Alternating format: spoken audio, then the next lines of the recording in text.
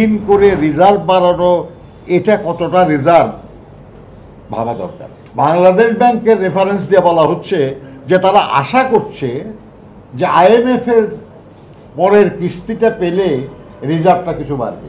ভারতীয় কর্মজীবীরা যে পরিমাণ অর্থ রেমিট্যান্স পাঠায় ভারতে, তার পরিমাণ আমাদের বহু দেশ থেকে আমাদের প্রবাসীরা যত টাকা পাঠায় তার চেয়ে বেশি। অ্যালার্মিং খবর যেটা, সেটা হলো যে শিক্ষিত বেকারের সংখ্যা বাড়ছে। আওয়ামী লীগের অর্থমন্ত্রীকে আমরা বলতে শুনেছি কোন একটা ব্যাংকের চুরি নিয়ে বলেছেন যে এটা তো সাগর চুরি, এটা মহাসাগর চুরি।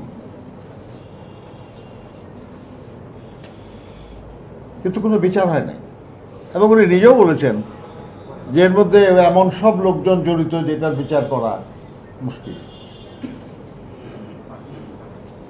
এবং তার ফলাফল আমরা দেখলাম যে আমাদের দেশে চুরি চামারি করে কিছু লোক দেশে না বিদেশে পর্যন্ত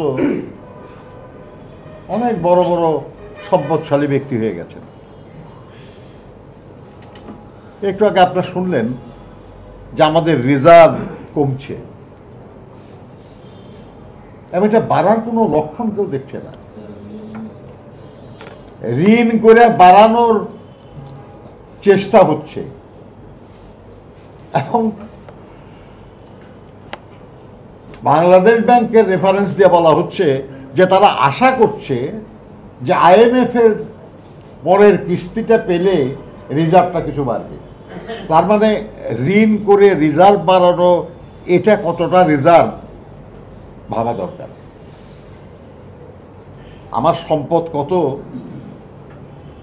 এটা বৃদ্ধি দেখানোর জন্য যদি আমাকে ঋণ করে দেখাতে হয়, তাহলে এটা আসলে প্রকৃতপক্ষে কোনো বৃদ্ধি না।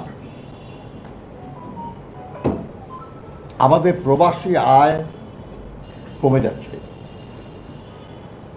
আমাদের রপ্তানি আয় হুমকির মুখে। তাহলে আয় বাড়ার আর সুযোগটা কোথায়?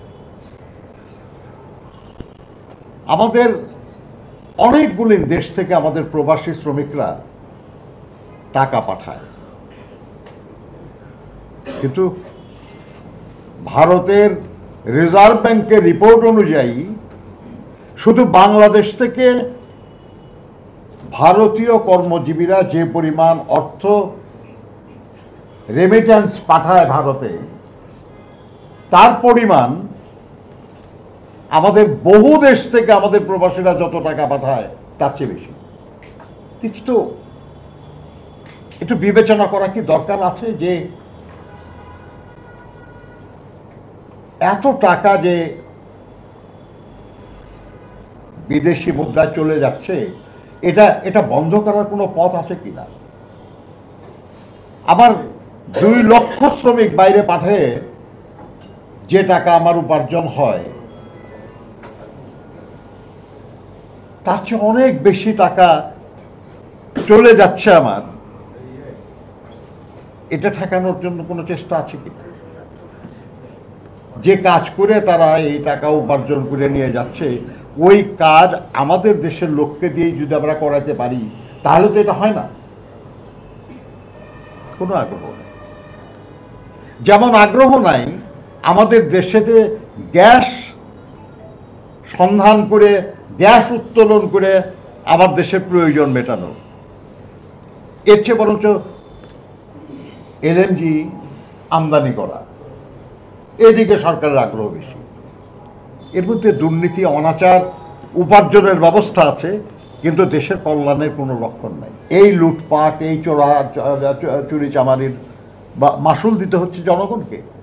বছরে 2 বার 3 বার করে বিদ্যুতের দাম বাড়ানো হচ্ছে, গ্যাসের দাম বাড়ানো হচ্ছে, তেলের দাম বাড়ানো হচ্ছে।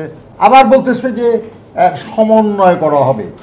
সমন্বয় মানে কি? সবসময় তো দিকে সমন্বয় মানে বাড়ানো।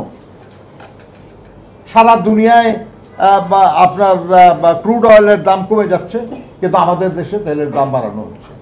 বিনামূল্যে সার দেবে এই বলে ক্ষমতা এসেছিল এই সরকার, সারের দাম বাড়ানো হয়েছে। ঘরে ঘরে চাকরি কোথায়? আজকে BIDS পর্যন্ত বলছে যে বেকারের সংখ্যা বাড়ছে। এবং আরও খুবই অ্যালার্মিং খবর যেটা, সেটা হলো যে শিক্ষিত বেকারের সংখ্যা বাড়ছে। আমাদের মন্ত্রীদের বলতে শুনি প্রতি বছর আমাদের পার ক্যাপিটা ইনকাম বেড়ে যাচ্ছে, মাথাপিছু আয় বেড়ে যাচ্ছে। আপনি সাধারণ মানুষরা আমরা তো বুঝতে পারতেছি না যে কবে বাড়লো আমার এই উপার্জন। আমার যদি উপার্জন বেড়ে থাকে তাহলে তো আমার জীবনযাত্রার মান আরও ভালো হবে। আমার সন্তানের আমি আর একটু ভালো জামা কিনে দিতে পারবো, আমি তার মুখে আর একটু ভালো খাবার দিতে পারবো। আমি কি পাচ্ছি সেটা?